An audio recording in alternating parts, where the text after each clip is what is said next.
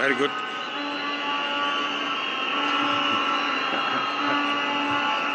While we remain fully committed to mitigating this risk, we believe there is scope to make compliance less burdensome on genuine business transactions. I have been assured by the central bank that work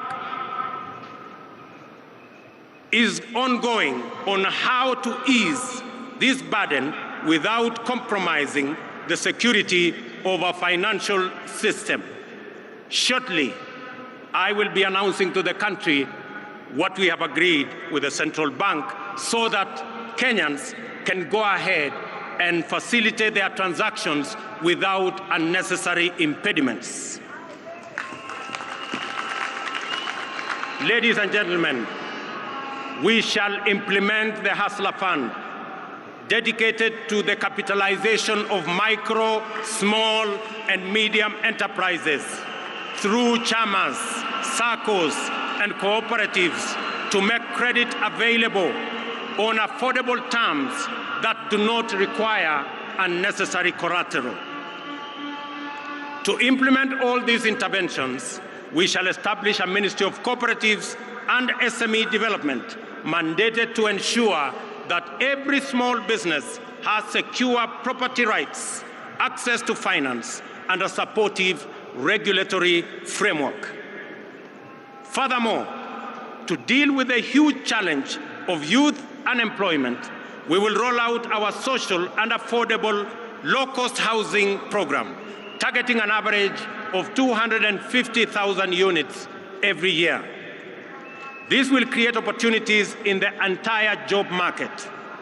We will engage TVET institutions to provide necessary skills to enable the Jua Kali industry supply standardized products for our housing program. We will leverage on our competitive advantage in the leather and textile industry to roll out our labor-intensive agro-processing industrialization program.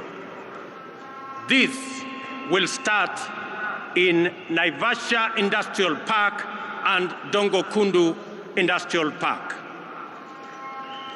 This afternoon, I will be issuing instructions for clearing of goods and other attendant operational issues to revert to the Port of Mombasa, as I made a commitment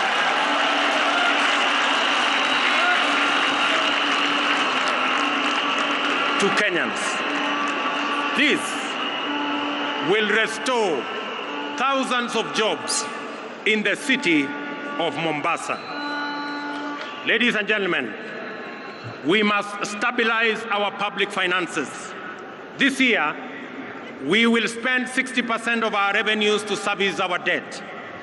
We are faced with Kenya shillings 60 billion in pending bills for goods and services supplied to government. Clearly, we are living beyond our means. This situation must be corrected. I am aware that many individuals, families, and their businesses have been driven to ruin and forced to shut down over government unpaid bills. We shall give priority to the expeditious resolution of our pending bills so that the government can meet its obligation and facilitate better economic performance. In the coming weeks, we shall advise government creditors on the mechanisms for the resolution of their outstanding payments. We are committed to ensuring that they are paid in the shortest time possible. Additionally, we urgently need to expand our tax base. Our job creation agenda and the capitalization of our SMEs will go a long way in broadening our tax bracket. We will make KRA more professional, efficient, responsive, and people-friendly. I urge taxpayers to respond by undertaking their patriotic duty and pay their taxes. In furtherance to this, oversight institutions such as the Auditor General and the Controller of Budget, will be adequately funded to execute their mandates. On the matter of gender parity, I am committed to the two-thirds gender rule as enshrined in our Constitution. We will work with Parliament to fast-track various legislative proposals and establish a framework that will resolve this matter expeditiously, as I promised in our manifesto. The participation of women in our governance does not make us lesser, it makes us greater. And their role can no longer be nominal, it must be substantive. Ladies and gentlemen, our health agenda is premised on fundamental reform in the way health is financed and provided. We shall reform the National Insurance Fund to make it a social health insurance provider, improve procurement of medical supplies, deploy an integrated, state-of-the-art health information system, and most importantly, provide adequate human resources at all levels. Contributions to the National Hospital Insurance Fund will now be graduated and will depend on people's income. There is a robust conversation, ladies and gentlemen, in the country on education, and in particular, the implementation of CBC curriculum. Public participation is critical in this matter. I will establish an education reform task force in the presidency, which will be launched in the coming weeks. It will collect views from all players in line with the constitutional demand of public participation, and we are particularly alive to the anxieties of parents on the twin transition of the last 844 class and the first CBC class in January next year. I assure all that there will be a solution to the matter before then.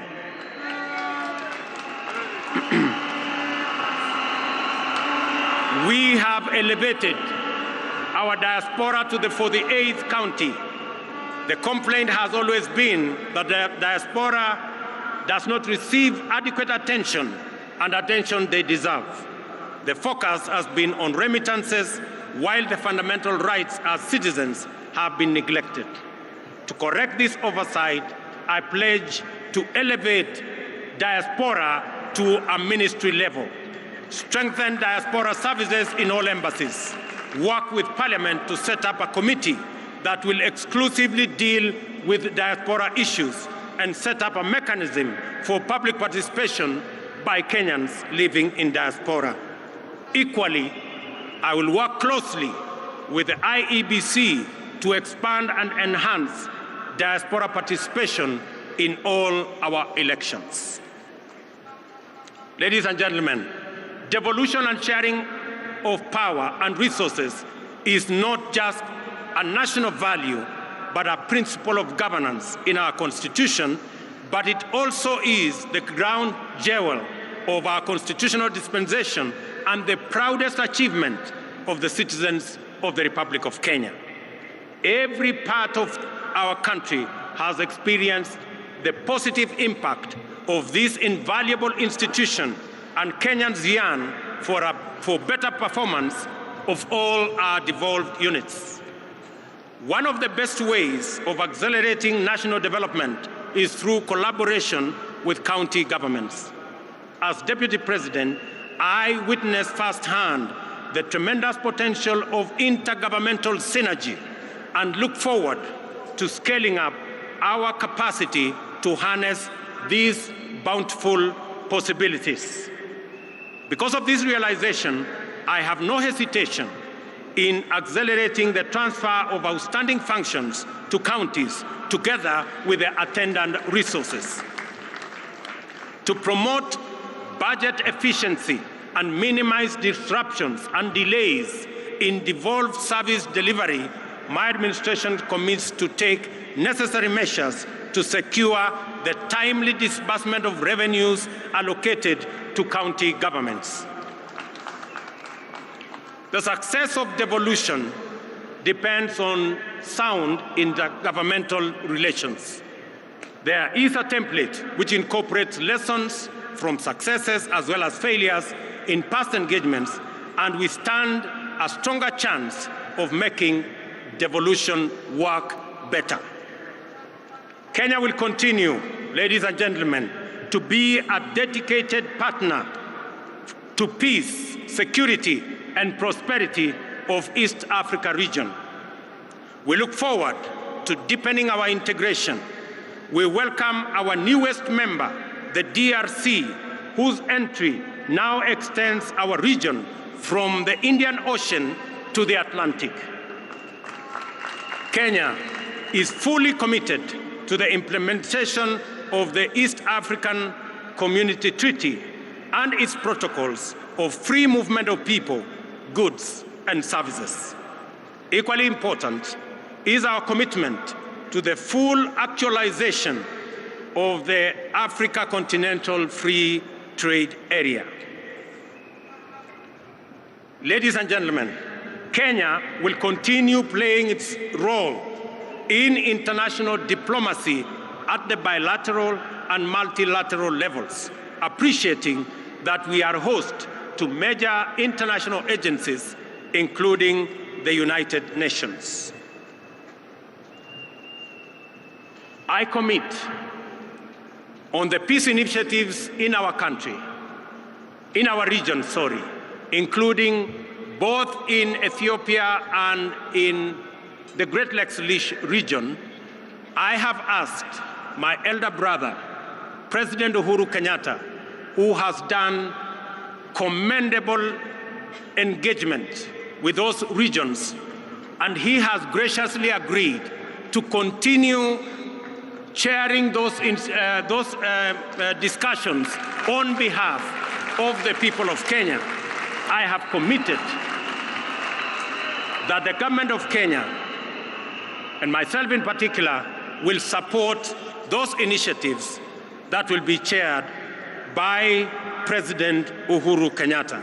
And I want to thank you, Your Excellency, for graciously agreeing to support us and to help me in those interventions.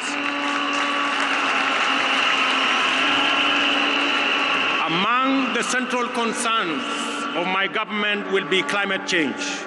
In our country, women and men, young people, farmers, workers, and local communities suffer the consequences of climate emergency. It is not too late to respond.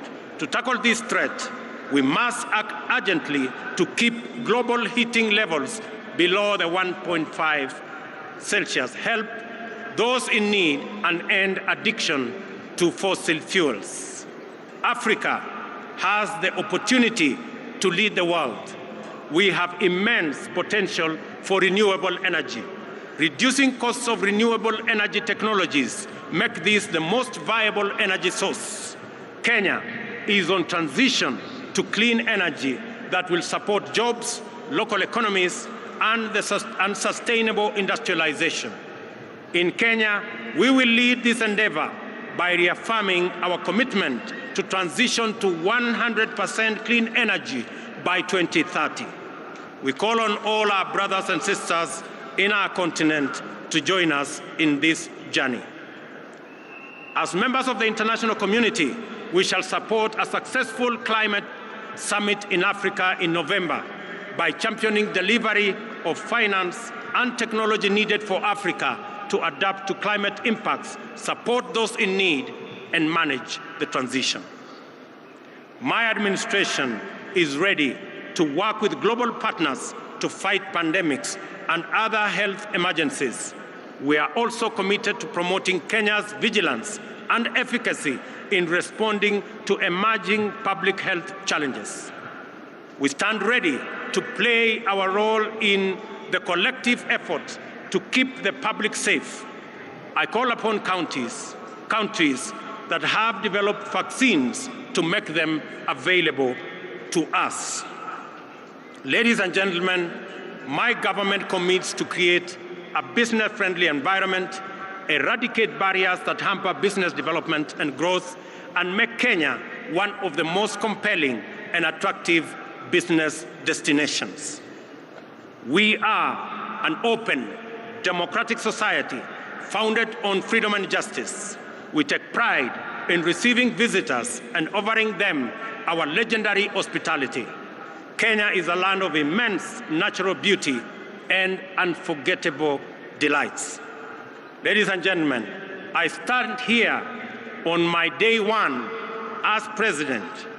I make a commitment that in the days ahead, I will make pronouncements that are going to better define the trajectory of my administration. I promise to make every Kenyan proud and to ensure the economic well-being of all of us. Without exception, ladies and gentlemen, I want to thank you for being patient with us, and I want to commit that I will work hard for all the people of Kenya, irrespective of who or how they voted. I also promise to work with all the leaders, young and old, present, retired, and coming, so that we can build one nation and harness every talent, every effort, all energies in driving our republic forward. I make my commitment to all those who have served in government that their place in our nation will be secured. To our friends in our region, in Kenya, you have a reliable partner, and we look forward to building on the success of the leaders who came ahead of us. God bless you. God bless Kenya. May the very good Lord bless all of us. Asanteni sana na Mungu awabariki. Tusimame sote kwa wimbo.